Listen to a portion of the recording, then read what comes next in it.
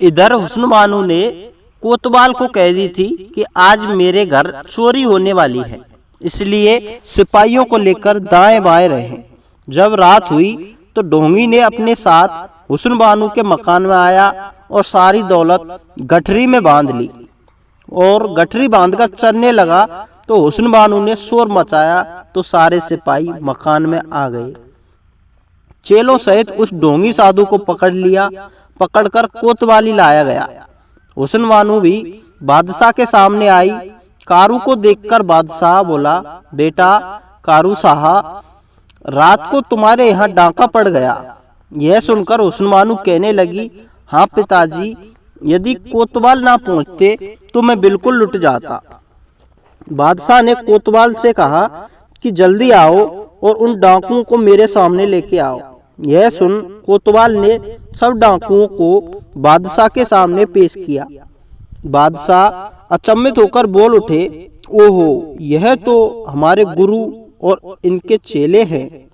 तब बादशाह ने क्रोध में आकर कहा, सब पाखंडियों को जल्दी सूली पर चढ़ा दिया जाए, जिससे फिर कभी भी ऐसा पाखंडी साधु ना बने। बादशाह की आज्ञा से सारे पाखंडी सूली पर चढ़ा दिए गए। ऐसा देख हुस्न बानो प्रसन्न होकर बोली, सरकार, मैं बरखल सौदागर की बेटी हुस्न बानो हूँ। मैं उस समय में निरपराध थी। आपने मेरी बात पर विश्वास न करके मुझे शहर से बाहर निकाल दिया था। अब आप किसी दिन मेरे घर को पवित्र बनावें। बादशाह ने प्रसन्न होकर कहा, अवश्य ही आऊंगा। और हुस्न बानो मर्दाना वेश को त्याग कर अपने शहर में आकर रहने लगी। कुछ दिन बाद हुस्न बानो को सातों सवालों की खबर ख्वारिज़्म देश में फैल गई। वहाँ का बादशाह बड़ा तेजवान था। उसका शहजादा, जिसका नाम मुनीर सामी, उम्र 14 साल, हुस्न बानो की बड़ाई अपने कानों से सुनी तो सुनते ही मुनीर सामी उसके विरह का मरीज बन गया।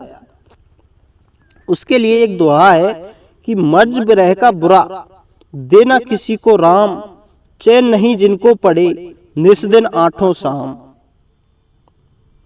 एक दिन मुनीर अपनी प्यारी के विरह में एक पेड़ के नीचे बैठा रो रहा था। इतने में वहां मुल्क यमन का शहजादा, जिसका नाम हातिम था, शिकार खेलता हुआ पहुंचा। पेड़ के नीचे उसे जोर जोर से रोता हुआ देख उसे दया आ गई। तब सामने आकर पूछने लगा कि भाई तू कौन है? जंगल में इस पेड़ के नीचे क्यों रो रहा है? यह सुनकर मुनीर बोला, हे भाई, मैं मुल्क ख्वारिज़्म का शहजादा हूँ। अपने रोने का कारण तुम्हें कैसे बताऊं? कुछ बता नहीं सकता। बताने से क्या लाभ? मेरे दुख को दूर करने वाला संसार में कोई नहीं है। इस बात को सुनकर हातिम ने कहा, हे शहजादे, तू मुझे अपना नाम बता और दुख प्रकट कर, मैं अवश्य ही तेरे दुख का दूर करूंगा। यह बात सुनकर मुनीर ने कहा कि मेरा नाम मुनीर सामी है।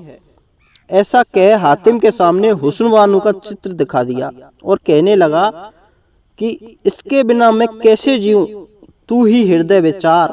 हातिम तब बोला वचन, सुंदर चित्र निहार।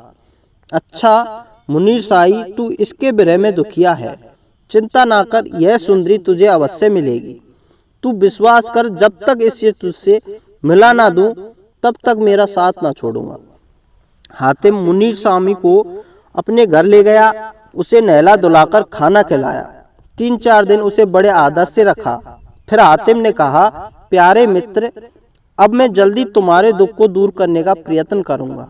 ऐसा कह मुनीर के साथ ले हातिम शाहाबाद की ओर चल दिया। चंद रोज में चलते चलते उस शहर में पहुंच गया। हुस्न बानो के गुलाम हुस्न बानो के पास पहुंचे और सारा हाल सुनाया। हुस्न बानो ने दोनों मुसाफिरों को पास लाने को कहा और खुद पर्दे के पीछे बैठ गई। दोनों को पर्दे के बाहर बैठा दिया। तब सौदागर की बच्ची पूछने लगी, तुम कौन हो, क्या चाहते हो? हातिम बोला, मैं मुल्क यमन का शहजादा हातिम हूँ और साथ ही ख्वारिज़्म का शहजादा मुनीर सामी है, जो तुम्हारे विरह में बेचैन है। बिन तुम्हारे मुख को देखे यह जीवित नहीं रह सकता।